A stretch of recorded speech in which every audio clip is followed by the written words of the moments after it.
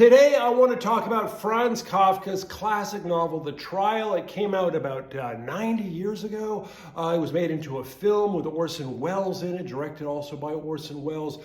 An absolute classic. It's about a guy just simply called Joseph K., who wakes up one morning to find the police in his apartment, and he's accused of a crime, and no one will tell him what it is that he did. And then he goes through the entire novel trying to find out what it was that he did, and trying to fight against this very opaque, bizarre legal system, and eventually it all ends in tragedy.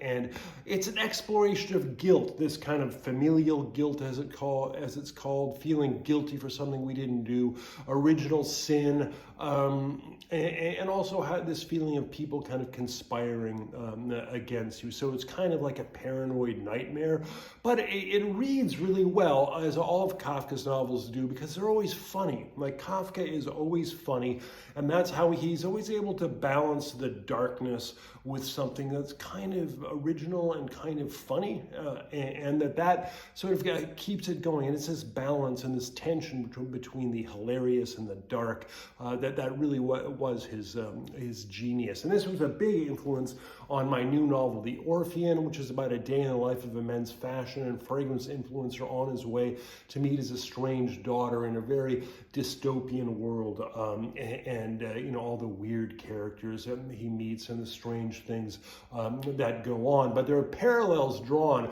with The Trial. It's mentioned at the beginning because his daughter won't tell him why she's hostile towards him. She says, "What do you mean you don't know?" Just like the inspector in The Trial, when Kay says, "What did I do?" He says, "You're not claiming innocence, are you?" And it's that kind. These parallels are drawn through the entire novel, and the characters that he meets, the bizarre characters that he meets, become kind of a reflection of his guilt as he's trying to process, did I really lead to this sort of bad relationship with my daughter, or is it her fault, or what degree of guilt do I have? So it too, like The Trial, is an exploration of guilt, and it's very surreal, like The Trial, and there are parallels drawn at various points throughout, as the weird characters that he meets throughout become kind of like a tribunal, to judge him, whether he's guilty or not. And there's also a character that he meets towards the end who's dressed like an Atlantic City card dealer, who claims that he is an ex-police officer who's been following him around all day because he has a strange glow about him, and he knows people who are guilty. He can see them from a mile away, and it's his second sense, and that he doesn't know what he can do to save him. And that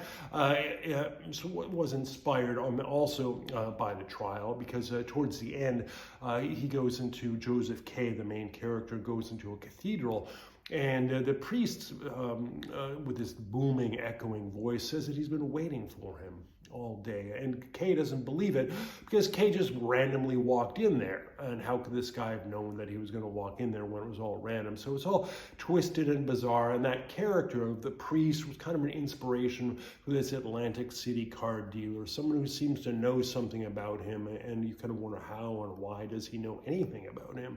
And so there are big parallels drawn between them. And you can actually see the cover page, the cover was designed by my wife, and it shows this very twisted world. There's some figures lifted from Jean Dubuffet, and there's the rest of it's all her own original work. But anyway, I strongly encourage it. If you like The Trial, that you will absolutely love The Orphean. Okay, my new novel, The Orphean. Okay, it's available on Amazon right now, and until Black Friday, the ebook is 40% off.